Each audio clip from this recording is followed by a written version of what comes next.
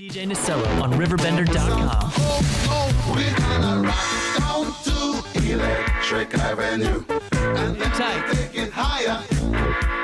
Oh, we're gonna rock down I haven't seen you in a while. Electric Avenue. Man, I didn't know what I figured. Electric Avenue, right now as we await, we haven't officially named this segment yet, but this is like the first real one. I mean, we got to know you and Jason a couple of weeks ago, and now we're talking all things solar industry. I think for Electric Avenue, everyone does something sun. It's just it's so cliche at this point. So yeah, it really it's like the lazy days at the beach sticker. We've all had one 48 times. or Salt Life. Yeah. Oh, don't even get me started. It's on site if I see a Salt Life. It's on site. And we were talking, I mean, right off the bat, this is pretty important news we're going to be talking about today with this change in how Ameren does their net metering. Correct. Yeah. Now, you know a hell of a lot more about this than I do, but before we really dive into this, since I talked to you, how have things been though, right, overall? Really busy. Has it really? Yeah, absolutely. Good problem to have. Yeah. When the sun comes out, people think solar more often. The more the sun shines, so it makes sense. Oh, yeah, and also a lot hotter days, I'm sure too. Well, and then the air conditioning bills start to hit, and where you don't notice your power bill a lot of times, it's when those $250, $350 power bills, you start to notice it. The ones where the tears start to form whenever you look at it. You got it. Yeah. Right. Well, and now with this net metering, this is very important. And this is a big reason, honestly, not to patronize you because you're here and you're bigger than me, but because of the fact that, I mean, you really need to have somebody that knows the industry and knows these ins and outs. Because if you don't have a company that understands net metering, these changes, it could really affect what your perception is on solar and if it's really the right fit for you too. Correct, absolutely. You always have to look at like solar, because obviously it doesn't produce energy at night, right? Mm-hmm. So how can you reduce a power bill by 100% when you're only producing energy at most half the time, right? So there's an agreement that you have with the power company called net metering, right? And that's that trade of electricity. So during the daytime, you're going to push energy out onto the grid because you're going to be producing way more than your house is using. Mm-hmm. So you don't want to waste that energy. So you give it to the grid, and literally that energy goes to your neighbors, your closest neighbors, and they pay for the energy produced on your roof. Okay? Uh-huh. So at night, Ameren will give you credits for the energy you gave them during the day, and at night they will give you that energy back for free. Okay? Mm-hmm. Now, this is the last year where all of those credits, they actually only do a true-up or an accounting of those credits once a year right now. So I can overproduce in May, June, July, and August. And if I have electric heat, my winter bills you're can taking be huge, care, right? Yeah. But obviously solar produces less in the winter, sun shines less in the winter, so my production goes down, my usage goes up, and we have a gap. Mm-hmm. So right now, you can use your overproduction from spring, summer, and fall to pay for your underproduction in the wintertime. Mm-hmm. Okay, so you can have a net annual bill of pretty close to zero. Mm-hmm. Okay? It's possible. Next year, starting January 1st, 2025, anybody who hasn't been approved for interconnection with Ameren will start to get the true-up once every single month. Okay, so if I overproduce in May, I get a small bill credit. Same thing with June, July, August, September. So when I start to underproduce because my electric heat kicks on, my bills are coming back. I can't make up for that with solar anymore. Yep. Right? So, folks who have natural gas heat, not as big of a deal, mm-hmm. right? Because their usage curve matches the production curve of solar pretty closely. Get that, yep. Right? Okay, but folks with electric heat especially are going to have these Dr. Jekyll and Mr. Hyde systems. $0 power bills, spring, summer, fall, and then the power bills are coming back pretty strong coming the winter. Again, solar still works. It's still reducing that power bill.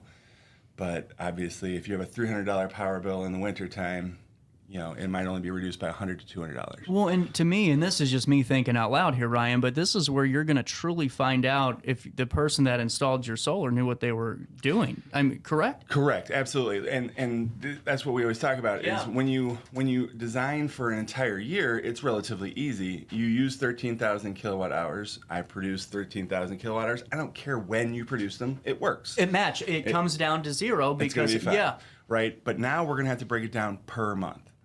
Right, so you used 1,300 in May. We're going to produce 1,400 in May. In June, and again, we can't affect the production. I don't affect how much the sun shines. Stop lying to me. Yeah, I don't have a knob. I wish I did. It'd always be on 10. But yeah, again, I can't do anything about that. So if you just blindly buy 100% systems, and then all of a sudden your power bills are only reduced by 70%. It's going to be too late by the time you realize that, and by the time you realize your system was designed incorrectly, it'll be far too late. Yeah. There's no receipts on these. You can't take them back to the store and say, hey, you didn't give me what you sold me. That's what my question was, because when people get hit with this reality and it starts to happen here, what does that conversation look like? Are you pretty much stuck if the company kind of designed this and it's there? I mean, a redesign's pretty intensive. Yeah, I mean, and again, it's the law of diminishing returns when it comes to that. Yeah. Let's say that the ideal system economically for your house under the new guidelines, let's say that ideal system was 70% offset, a 70% reduction in your power bill, okay? If somebody designed you a system that was 100% system, each panel that they added to your house after 70%, it helped you less and less, and it helped the power company more and more. Because when you buy solar, you're essentially buying solar at today's retail rate, okay? But then when you overproduce and you sell that to the power companies, you're selling it at wholesale rate. Gotcha. So nobody buys something retail today and then sells it for wholesale and said that was a good idea. Right. Right? That is why the most economical system for those folks under that rule might be the 70% system. Okay, but if you have somebody who doesn't understand that rule change, right, and they're still doing things the way they were doing yesterday because that's how their sales manager taught them to do things, and they just don't understand, then yes, there might not even be evil intention behind just ignorance of how things work. Well, and that's how would be a great gauge to know if a solar company's the right fit for you. Is you ask this direct question and say, how have you guys adapted to this new change in the way that net metering works, and see what their answer is. Absolutely. And we encourage people to shop around because I don't think somebody's going to sit across the table from you and know more about solar than we did, right? So if honestly, if there's another company that is better for you, more than happy. That's okay.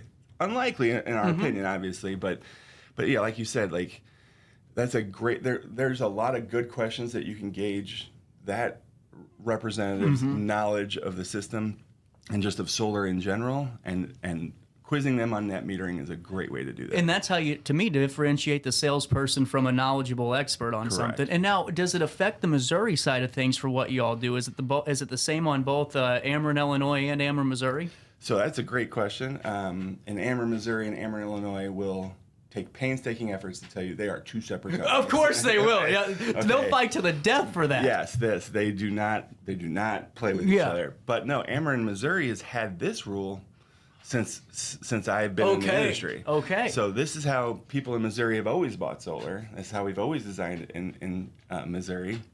And the other thing that I point out to folks in Illinois actually is that in Missouri we only have the 30% federal tax credit. There are no other rebates, and people go solar in Missouri all the time. So here in Illinois you have the 30% tax credit plus the solar renewable energy credit. Plus, you, for this year, still have a better net metering policy, right? So, we're going to get to the end of the year.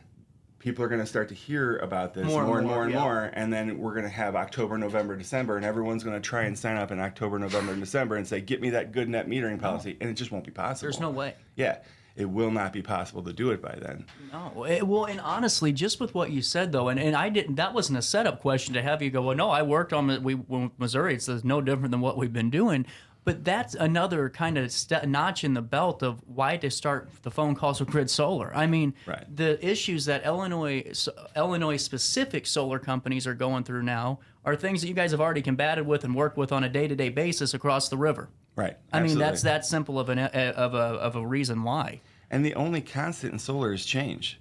That is the That's only. interesting. That's the only constant. So, right now, I always ask people, who do you think has the deeper pockets when it comes to politicians? The solar industry or the utilities? Ooh. It's the Utilities. utilities. Yeah, I was getting Okay. nervous, but I was Yeah, the obvious is utilities. It's the Yeah. utilities. They have the deeper pockets. Right. And so when it comes to policy changes like this, like the one we're talking about, this is, bad for solar, but it's good for the utilities. So the utilities tend to win those battles. So as of right now, we've seen across the country, California, NEM 3.0. Google that, take a look at that. And California is the beacon on the hill for solar, right? Mm-hmm. And they just changed their net metering policy to like a medieval net metering policy, making everybody who buys solar, like, their systems are now far more expensive because they have to buy batteries. Okay. Wow.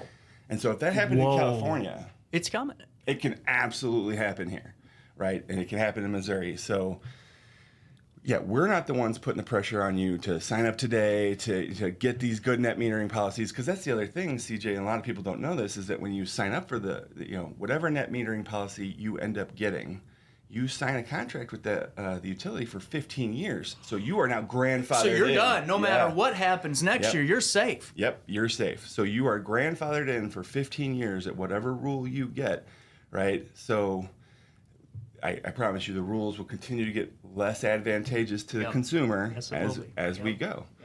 Yeah. So Do you see it on the Illinois side starting to almost mirror Missouri in a couple of years?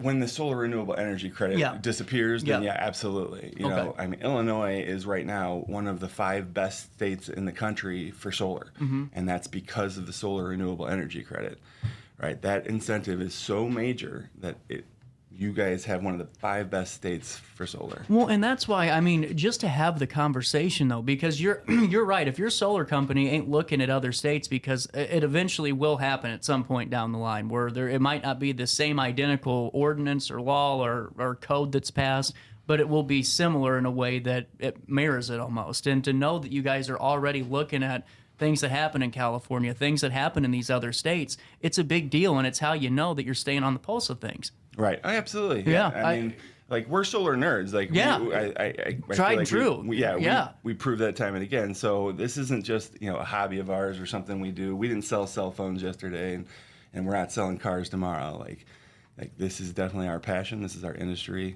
And if you should, especially with an industry that's kind of the Wild West right now. It is, man. It can be difficult because it moves. They move the goalposts in solar faster than that in most industries. Well, people know, especially around me, know the last couple of weeks was not one to kind of knock on the door and do your thing. And this company, I don't know who they are, but they have a bunch of kids that wear these polo shirts and they knock on doors. Okay, number one, I'm not going to trust you with solar because you don't even know how to drive yet. Number two, go away. Where's your permit? Well, I don't know. I said, well, I'm not here to hear I don't know. We don't want it. Well, no, we could really help you do this and this. I don't want it. And eventually, I almost ended up on Channel 11 News, Ryan. Yeah, I really did. yeah.